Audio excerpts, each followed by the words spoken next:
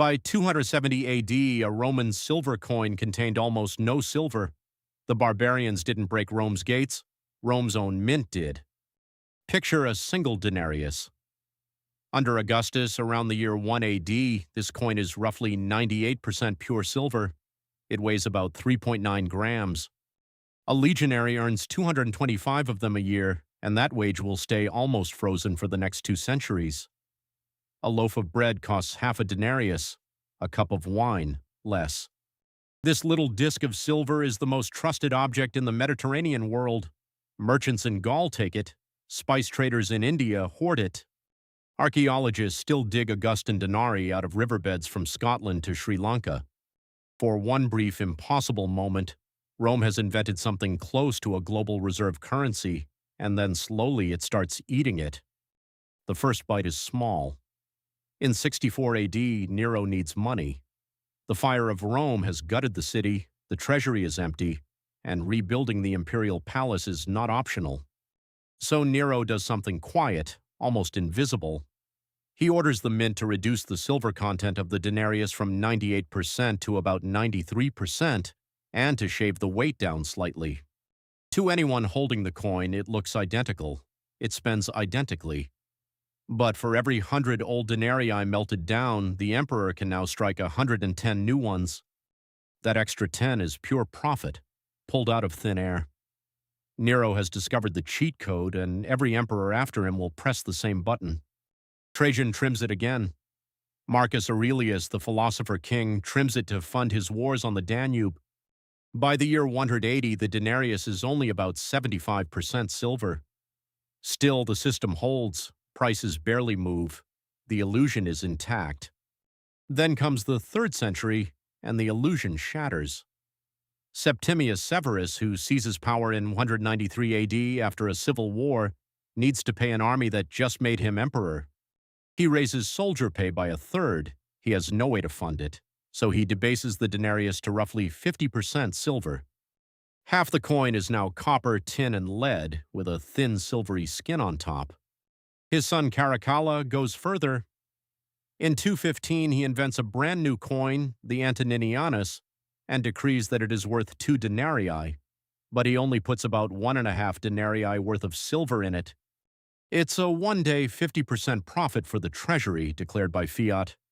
Romans aren't stupid. They start hoarding the old, heavier coins and spending the new, lighter ones.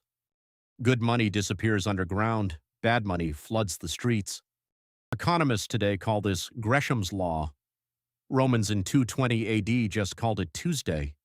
Now the spiral begins.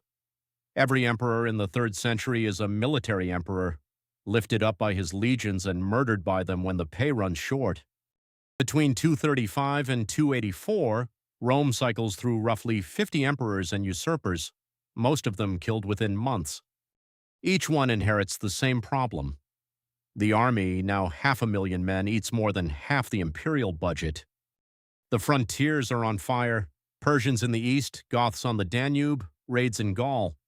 Tax revenue is collapsing because the provinces being raided can't pay, so every new emperor does the only thing a desperate emperor can do. He calls in the mint masters and tells them to stretch the silver further and further and further. By the reign of Gallienus in the 260s, the Antoninianus contains under 5% silver. By 270, it's barely 2%. The coins are now copper slugs, dipped in a silver wash so thin it rubs off in your purse. You can watch the empire's credibility flake away on your thumb. And here is where the textbook story gets it backwards. The crisis of the 3rd century is usually told as a story of invasions and plagues and bad emperors. Those things happened. But underneath all of it, the price system was breaking. When a coin loses 95% of its real value in 2 generations, prices don't adjust gently, they explode. We have papyrus records from Roman Egypt, receipts, tax filings, grain contracts, and they let us watch the inflation in real time. A measure of wheat that cost 8 drachmas in the year 200 cost 120,000 drachmas by the year 300. That's not a typo. That is 15,000 times more expensive in a single century.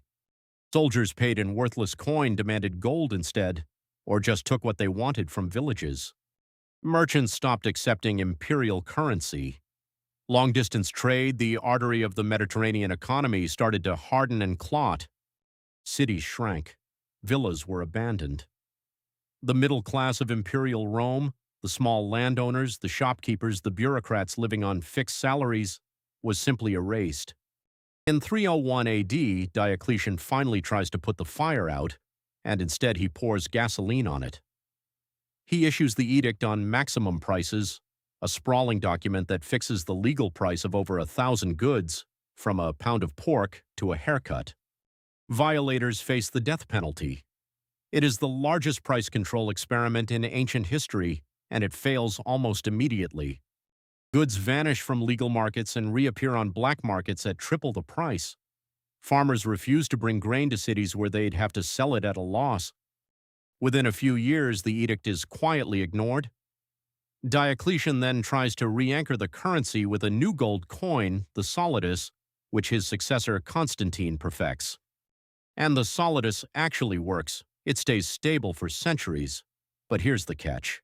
The solidus is for the rich, for the army, for the imperial bureaucracy. Ordinary Romans still get paid in copper trash.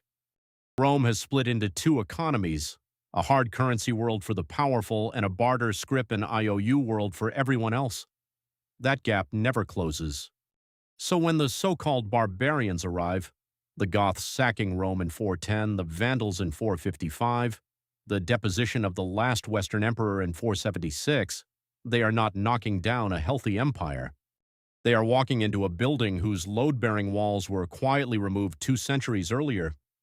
The state can no longer pay its soldiers in real money, so it pays them in land, which turns legions into local warlords. It can no longer collect taxes in coin, so it collects them in grain and cloth, which means the imperial supply chain becomes a slow, clumsy logistics nightmare. It can no longer fund a unified defense, so it hires the barbarians themselves as mercenaries and pays them in territory. The fall of Rome, when it finally comes, isn't a battle. It's a balance sheet collapse that started in a mint room under Nero and ended with a teenage emperor named Romulus Augustulus quietly handing over the keys. There is a lesson buried in that little silver disc, and it isn't about Rome. Every government that has ever controlled a currency has sooner or later been tempted to clip it, shave it, print it, dilute it. The Romans did it with a furnace and an alloy. We do it with a keyboard. The mechanics change. The math doesn't.